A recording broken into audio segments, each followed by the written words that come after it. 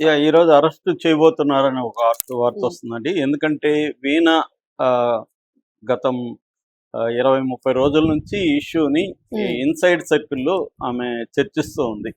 అంటే మనకి ఇప్పటివరకున్న ఆహ్, ఇన్ఫర్మేషన్ బట్టి మనకు అర్థమవుతుండేదేమంటే వీళ్ళిద్దరి మధ్య అఫెయిర్ ఏర్పడింది. హ్మ్. అది మరి ఇతను ఫోర్స్ చేశాడా? లేకపోతే బ్లాక్‌మెయిల్ చేశాడా? ఏదన్నా పక్కన పెడితే ఆమె కూడా తర్వాత కాలంలో వాలంటరీగానే తనతో అఫెయిర్‌ని కంటిన్యూ చేసింది. హ్మ్. ఎందుకంటే ఆమెను చూస్తే ఏదో ఎవరు కూడా భయపడిపోయి 1 ½ ఇయర్ అఫెయిర్‌లు పెట్టుకుంటారంటే ఆ! ఎవరు ఈ కాలం నమ్మే పరిస్థితి లేదు. ఫస్ట్‌లో అంటే ఏదన్నా ఫోర్స్ చేసుండొచ్చు. ఏదైనా ఒక్కసారి వన్స్ స్టార్ట్ అయిన తర్వాత ఆమె ఇష్టపూర్వకంగానే కంటిన్యూ చేస్తుంది. ఆ వీడియోలో కూడా ఆమె మెసేజ్‌లు చూసినా కూడా హ్మ్. ఇచ్చేస్తుంది. అవును. కాబట్టి బ్లాక్‌మెయిల్‌తోనే ఇంతకాలం అంత సీన్ అతనుకున్నట్టు కూడా కనబడలేదు. ఎందుకంటే అతను సర్పంచ్‌గా ఉన్నాడు. హ్మ్. అంతకుముందు వైసీపీ పార్టీలో ఉన్నాడు సర్పంచ్‌గా. జస్ట్ 2024లో చేరిన 4వ రోజుకే అతనికి ఎమ్మెల్యే టికెట్ ఇచ్చారు. హ్మ్. జనసేనలో చేరిన 4 రోజుకే. ఎందుకంటే అంతకుముందు అతని పేరు మర్చిపోయినా యనమల భాస్కర్‌రావు అనుకుంటా. హ్మ్. అతనిని అనౌన్స్ చేశారు జనసేన తరపున. టికెట్ అతనికే ఇచ్చారు. కానీ తెలుగుదేశంలో గాని, లేకపోతే అక్కడ స్థానిక పరిస్థితుల్ని అధ్యయనం చేసిన తర్వాత ఇతను గెలవడు అనుకోని, ఈయన ముక్కావారిపల్లి అని ఒక ఊరుంది. దాని హ్మ్. సర్పంచ్ అనమాట. హ్మ్. సో, శ్రీధర్. సో, శ్రీధర్‌కి ఇద్దామని డిసైడ్ అయ్యారు. ఇది రిజర్వ్ నియోజకవర్గం. శ్రీధర్ కొద్దిగా యూత్, తర్వాత బీటెక్ చదివాడు. కొంత జనంలో దూసుకుపోయే స్వభావం ఉంది. హ్మ్. అతనికిస్తే గెలుస్తాడని వాళ్ళకి ఆహ్, ఇన్ఫర్మేషను తీసుకొని పవన్ కళ్యాణ్ అతనికి టికెట్ ఇచ్చాడు.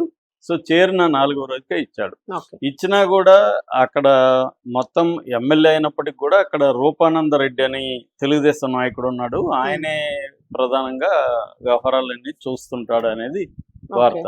హ్మ్. సో, కాబట్టి ఇతనికి ఆ అమ్మాయిని ఎంత బ్లాక్‌మెయిల్ చేసి, రోజు బెదిరించి 1 ½ ఇయర్ కంట్రోల్‌లో అనేది హ్మ్. నమ్మశక్యం కాలేదు.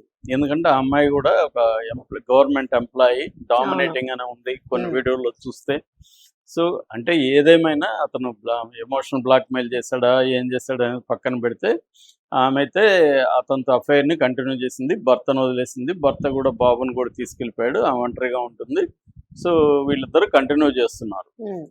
ఇక్కడ ప్రధానమైన ఇష్యూ ఏందంటే, వీళ్ళిద్దరి మధ్య ఏ రకమైన ఒప్పందం ఉందనేది మనకు తెలీదు. హ్మ్. అంటే ఇతనేమన్నా హామీ ఇచ్చాడా? నువ్వు భర్తకి విడాకులు లీగల్‌గా ఇచ్చేసినాక నేను పెళ్లి చేసుకుంటానన్నాడా? హ్మ్. అది తెలీదు. ఇతనైతే చాలా అతిగా కనపడుతుంది. అతని హ్మ్. వ్యవహారం గూడా. హ్మ్. అంటే చివరికి బాత్రూమ్‌లో స్నానం చేస్తుంటే గూడా వీడియో కాల్ పెట్టుకొని బాత్రూమ్‌లో స్నానం హ్మ్. చేస్తున్నాడు. అంటే అంటే అదేదంటారు దొరికిందా ఇతనికేమన్నా? ఆ! లేకపోతే కోతికి కొబ్బరికాయ దొరికినట్టు అంటారు గదా! అవును. అలాగా ఈ కాలం మామూలుగా అయితే అందరూ గూడా చాలా జాగ్రత్తగా వీడియో కాల్స్ చేయాలని. దగ్గరగా బీటెక్ ఉన్న చదివాడు నాలెడ్జ్ అతనికి టెక్నాలజీని ఉంది. ఏజ్ ఉంది, అండర్‌స్టాండింగ్ ఉంది. హ్మ్.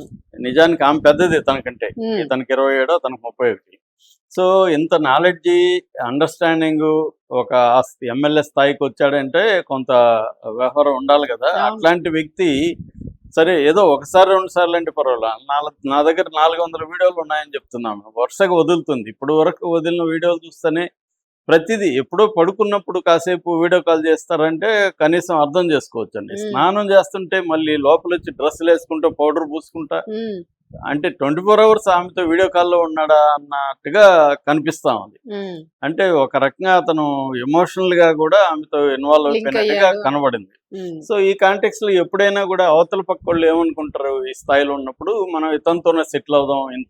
నా మీద ఇంత క్రేజ్ హ్మ్. ఉంది.